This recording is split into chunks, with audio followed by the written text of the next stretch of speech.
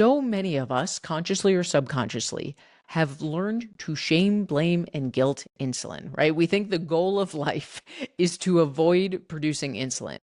And on this theme of everything happens for a reason, the body doesn't make mistakes. One of my favorite guest experts we bring into Ignite, our signature 12-week program, is Dr. Michelle Thatcher. Dr. Michelle Thatcher is a naturopath.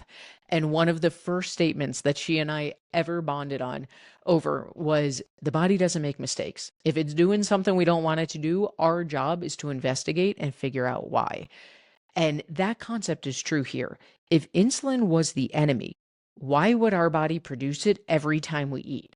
Right? Talk about the definition of thinking our body's out to get us. If insulin was bad, why would it produce it every time we eat? Because insulin is not the enemy. Insulin is not bad.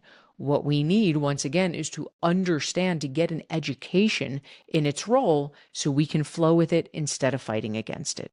So let's start the conversation with what insulin does. And this is a very overused nutrition world analogy. Maybe you've heard it before. To me, it's the most accurate visualization that I think is out there. So we're going to use the cheesy, overused one. Every time we eat carbohydrates, our body breaks it down into glucose. Glucose enters our bloodstream.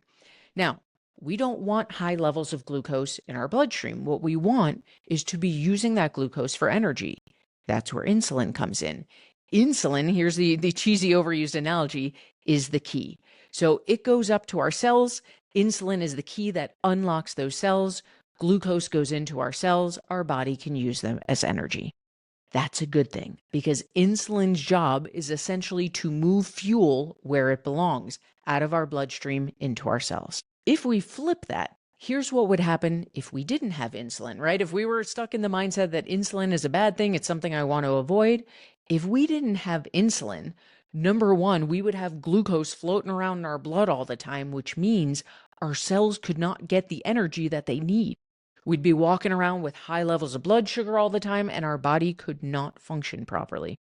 So what insulin is doing is it's keeping our blood sugar at a healthy range, which is a capital M must for overall health, for weight loss, for everything that we're here to do. Here's the problem. Over time, as we age, our body becomes less responsive to insulin. So if you've hung out here before, we talk about all the time, over 40, our estrogen starts to naturally drop. As our estrogen drops in this stage of life, our body becomes less resistant to insulin, which means we need more of it to do the same job. This results in three things. Our energy becomes less stable, our blood sugar's going for a roller coaster ride, and because of those things, it makes weight loss more challenging. So the issue here is not that insulin is the enemy. It's that menopause changes how our body responds to insulin. And once again, to take us back to the theme we've been harping on, the job is not to fight against that. The job is to understand it so we can flow with it and get our body to respond the way that it's meant to. So before we talk about how to improve what we call insulin sensitivity, how to get our body back to responding to insulin, let's talk about some signs that things might be off, which means that our blood sugar's out of whack. The big one in our world is that afternoon crash. If you're sitting at your desk and somewhere between 1 to 3 p.m., you feel like you could just fall asleep, that is typically a glaring neon sign that your blood sugar's crashing.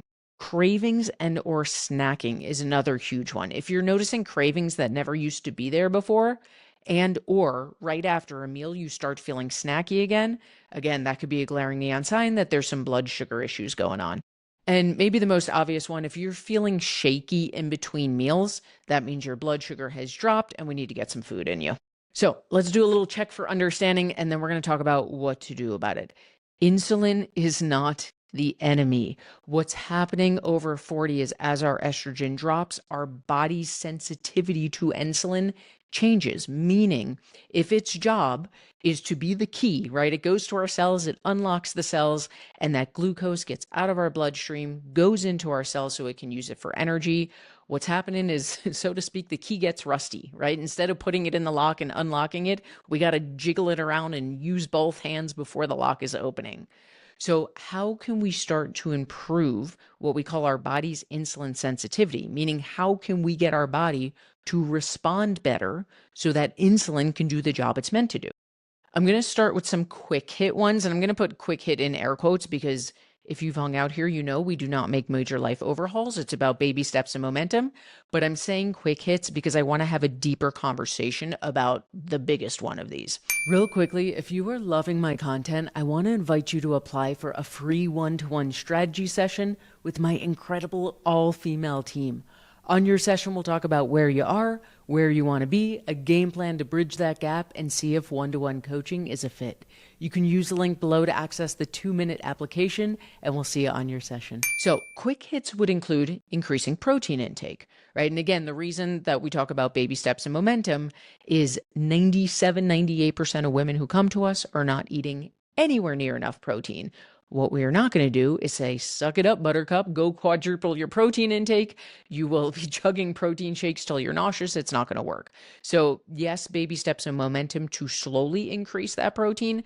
I'm calling it a quick hit because there's not much more to that conversation except we want to increase our protein intake in the name of making our body more sensitive to insulin.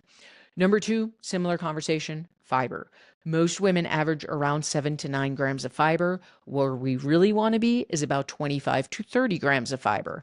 That is a massive leap. Do not try to make that leap overnight. It will mess up your bathroom habits. As with everything, meet your body where it is and baby step.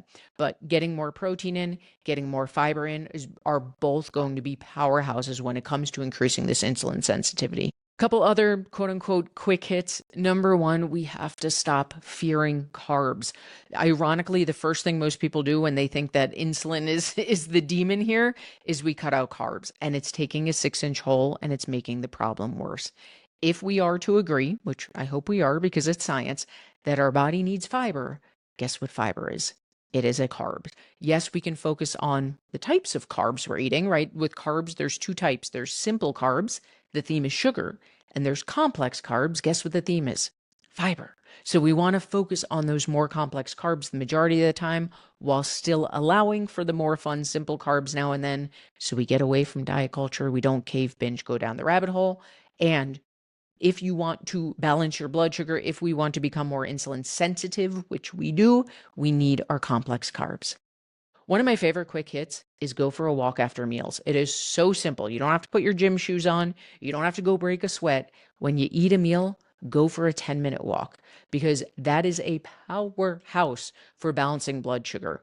What happens is your muscles start to work like sponges, pulling that glucose out of your bloodstream into your muscles. Great, super easy, quick hit to balance blood sugar, 10-minute walk after meals. And last little quick hit, again, this one's definitely in air quotes because this is so much easier said than done. I have past episodes on this. There's more coming up, improving our sleep. If you are not sleeping enough, your blood sugar is going for a ride throughout the day. Your hunger hormones are going through a ride, as we spoke about in this series. We need to be focusing on improving sleep quality and quantity if we want to also help with insulin sensitivity. Now, I want to go back for a quick second to what we just spoke about with carbs and protein and muscle. So you heard me say, ironically, one of the first things most people do is they start cutting out carbs, which is actually making the problem worse.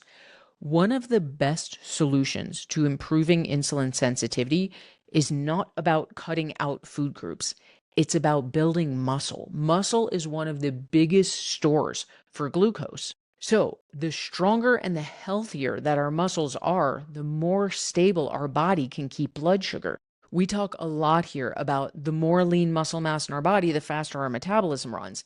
Elaborating on that is also true that the more muscle we have on our body, the more stable our body can keep our blood sugar, the more insulin sensitive we become, which is what we want. The other piece I'll add to this mix, and I'm going to avoid going down a huge rabbit hole here, but it's important, is that every time our blood sugar crashes, our body thinks that we're dying, and in response, it produces a huge surge of cortisol. If you've listened to this podcast, we talk a lot about cortisol here because you will not lose weight in a body with spiked cortisol. So let me put this thread, thought thread all together. The more muscle we have, the more stable our blood sugar becomes, the less drops in blood sugar occur, the less cortisol our body produces as a result, the easier it is to lose weight. So yes, nutrition is always number 1. It is 90% of this game, but I hope you're seeing why that added element of weight training, resistance training, we call it progressive overload, pushing our muscles do what they can't yet do, is such a game changer in a body over 40. So let's wrap this up with a couple big picture thoughts. First and foremost, most important, insulin is not the enemy. The goal here is not to stop your body from producing insulin. The goal is to make our body more insulin sensitive, meaning we want to wipe the rust off those keys. We want our insulin to be able to unlock our cells easier, more efficiently, so that glucose from our bloodstream can get into our cells and our cells can do their job of using it as energy. The best ways to do that, as always, nutrition, nutrition, nutrition, and weight training, resistance training, pushing our muscles to do what they can't yet do is a fantastic next step because of all the reasons we've talked about here. It's going to increase that insulin sensitivity. It's going to keep blood sugar steady. It's going to avoid those cortisol spikes. And those are all capital M musts at this stage of life. In the next part 505 of this series, we are going to wrap this series up with a bit of a more nuanced conversation. So far in this series, we've been talking about hunger hormones 101. We spoke about what the big four are. We dove into leptin and ghrelin. We dove into GLP-1s. And here we're talking about insulin. To summarize, to wrap up, to bring together this 5-part series, we're going to dive deep into the difference between hunger cues and cravings, because we can teach you everything we know about biology, about what's going on with these hunger hormones, but what does this actually mean in practice in our day-to-day life? That's what we're going to do in part 5, where we talk about hunger cues versus cravings. I'll see you there. If you are loving this video, you will love my deep dive training, How to Fire Up Your Metabolism in Menopause and Beyond. You can use the link below in the description or the pinned comment for immediate access. Then don't forget to check out this next video for more help in your menopause journey.